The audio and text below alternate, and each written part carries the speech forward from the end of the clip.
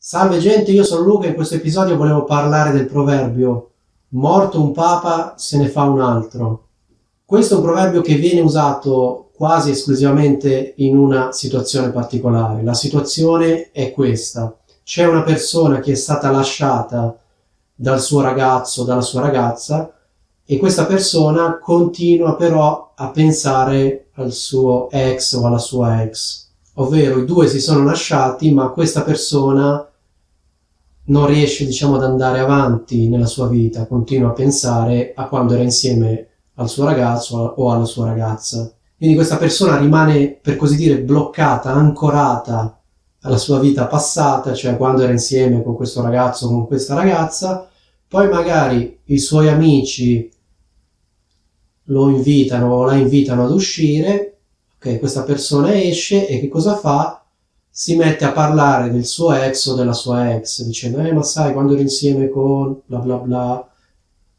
Quindi i suoi amici possono dire, vabbè, ho capito, però morto un papa se ne fa un altro, cioè significa adesso ho capito, la storia è finita, andiamo avanti, cioè vai avanti con la tua vita, non rimanere al capitolo chiuso, non fermarti in questa situazione, vai avanti, cioè trovati un altro ragazzo, un'altra ragazza, supera il tuo ex, la tua ex, cioè cerca di capire che quel capitolo è chiuso, inizia un nuovo capitolo, non rimanere ancorato o ancorata nel passato, perché l'immagine è questa: il Papa, sapete chi è? Allora, il Papa è il capo della Chiesa Cattolica, quindi non è il Papa, ma è il Papa che è il capo della Chiesa Cattolica, quindi quella persona che vive nel Vaticano.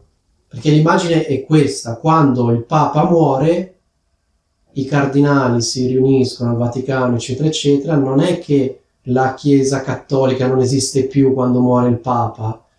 È morto un Papa, se ne sceglie un altro.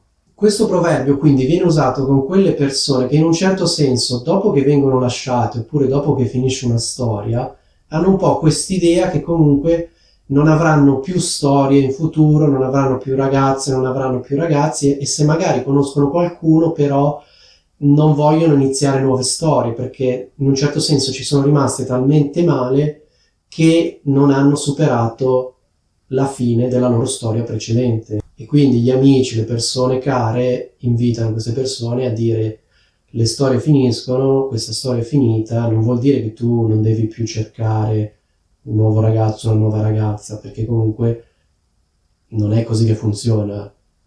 Una storia finisce, poi più avanti ne inizierai un'altra. Non devi adesso chiuderti in casa e stare a rimpiangere tutto il santo giorno il tuo ex o la tua ex.